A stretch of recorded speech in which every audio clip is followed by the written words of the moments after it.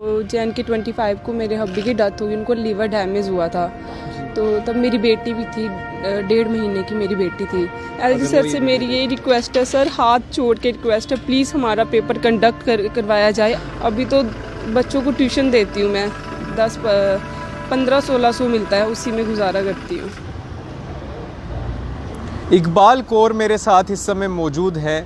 Border battalion के लिए form भरा था और सोचा था कि नौकरी लगेगी।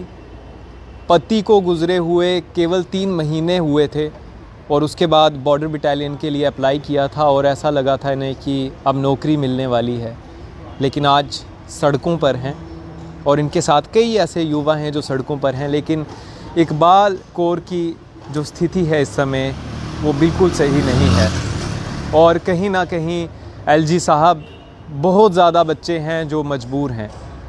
इनके पति की मौत को सिर्फ 3 महीने हुए थे और उसके बाद इन्होंने अप्लाई किया था इस नौकरी के लिए, लेकिन आज इन्हें ये भरोसा नहीं है कि ये नौकरी अब इन्हें मिल भी पाएगी कि नहीं। RS-पुरा की रहने वाली इकबाल कौर मेरे साथ हैं, इन्हीं से बातचीत करेंगे।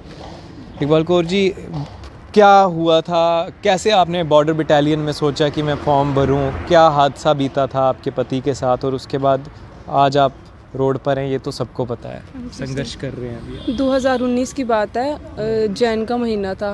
तो जैन के 25 को मेरे हब्बी की डेथ हुई, उनको लीवर डैमेज हुआ था। तो तब मेरी बेटी भी थी, 1.5 महीने की मेरी बेटी थी। तो तब ये एडवर्टाइजमेंट निकली JK बटालियन की। घर पे कमाने वाला कोई नहीं था उनके बाद, पापा थे, मैं थी और मेरी बच्ची थी। तो निकली तो मैंने ये फॉर्म फिल किया, तो मैंने रनिंग वगैरह की, फ़िज़िकल मेरा पास हुआ। उसके बाद कोविड आ गया, तो कोविड में तो बहुत मुश्किल से दिन निकले। मैं इधर लगी, पैन कार्ड ऑफिस में काम किया मैंने 3-4 महीने। फिर बेटी छोटी थी तो वो घर पे रह नहीं पाती थी, किसी के घर पे छोड़ के जाना पड़ता था मेरे को उसको। तो फिर कोविड आ गया, तो फिर मैं कोचिंग भी लेती थी साथ में। तो चलता रहा ऐसे प्रोसेस बोलते। अभी फिर इन्होंने JKB वालों ने हमें बुलाया वेरिफिकेशन के लिए कि अपने डॉक्यूमेंट्स लेके आओ। हर साल बुलाते रहे, आओ 3-4 महीने के बाद वापस हम जाते रहे। तो अभी लोहड़ी के महीने अभी जो हो गया जैन में, तो लोहड़ी वाले दिन इन्होंने नई एडवर्टाइजमेंट निकाली कि जो बॉर्डर के दूसरे बच्चे हैं वो भी अभी फॉर्म भर सकते हैं, फिर जो डोमिसाइल वाले हैं। तो सर अभी बताओ, ये जायज़ है ये चीज़? जो हम 3 साल के वेट करें, हम क्या करेंगे अब? मेरी छोटी बच्ची का फ्यूचर मैं कैसे बनाऊँगी? 26,000 बच्चा हम फिट हुए हैं, अभी कम से कम 10-15 हज़ार बच्चे वो भी आएंगे। 2700 सारी वैकेंसी, ना वैकेंसी इन्होंने इंक्रीज़ की है ना डिक्रीज़ किया है। ऐसा क्यों किया है इन्होंने हमारे साथ? ये गलत किया ना।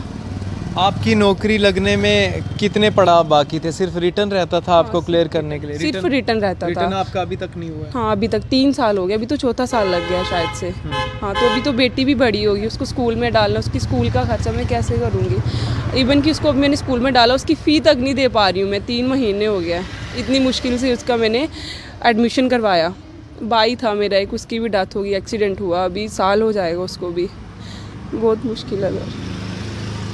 अभी फैमिली में कौन कौन है आप? मैं हूँ, फादर इन लॉ और बेटी है मेरी, बस 3 लोग।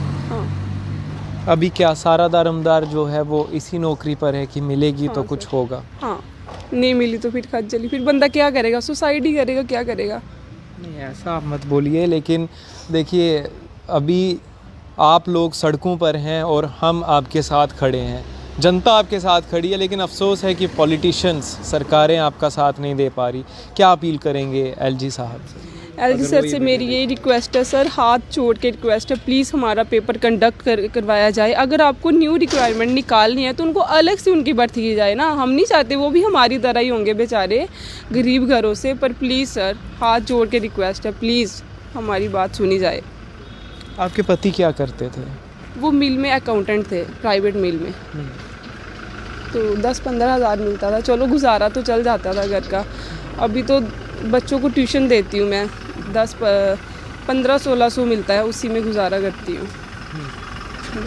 अभी जैसे इन्होंने पोस्टें अलग से और एडवर्टीज़मेंट कर दी हैं, अगर बच्चे और आते हैं कंपटीशन बढ़ जाता है, नहीं हो पाता है 2 मिनट के लिए, क्या करेंगे फिर? क्या सोच के रखा है?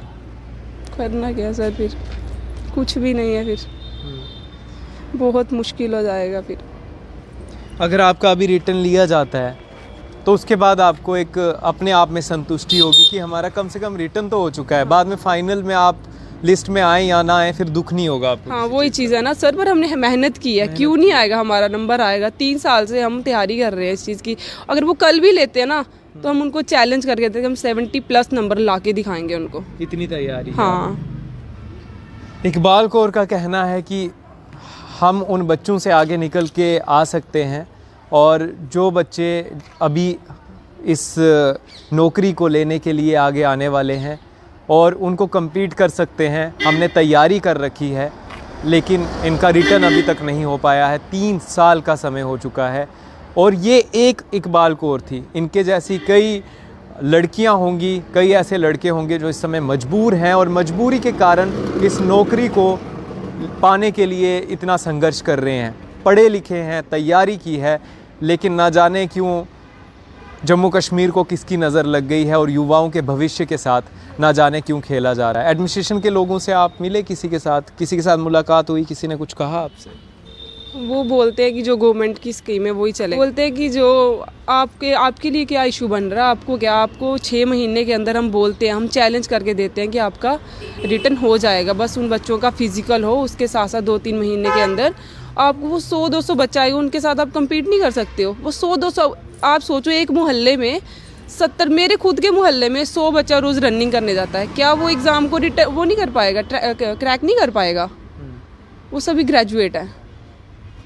अलजी साहब, अगर कुछ हो सकता है, जम्मू कश्मीर एडमिनिस्ट्रेशन से आग्रह है कि बॉर्डर बटालियन के जो एस्पिरेंट्स हैं इनके लिए कुछ ना कुछ प्रावधान निकाला जाए और कम से कम इनका रिटर्न जो है वो जल्दी से जल्दी लिया जाए, क्योंकि ये बहुत ज़्यादा श्योर हैं अपनी नौकरी को लेकर, और कईयों का घर इस समय इसी नौकरी के ऊपर टिका हुआ है कि मिलेगी तो आगे चलकर घर चल पाएगा।